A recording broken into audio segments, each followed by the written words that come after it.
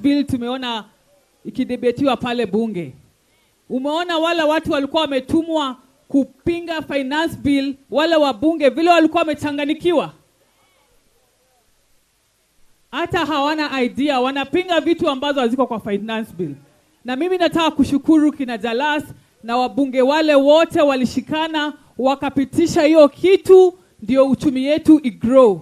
Kwa sababu finance bill lazima itengenezwe vile uchumi itagrow hapa Kenya, si ndio? Na mimi mnajua na support William Ruto siku zote.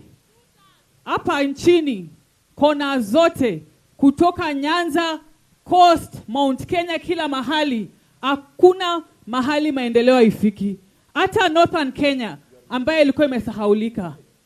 Na kama tunapata baba kama huyo ambaye anakumbuka watoto wake wote, ni nini ingine tunataka? Si tunasema 2 term. Na wale wanapinga tuliona vile wamechanganikiwa. Agenda hawana, mafikira hawana, mazuri kwa wananchi pia hawana. Ni matusi tu na hakuna kitu wezi sema kwa hizo mdomo yao. Hawana hata haya.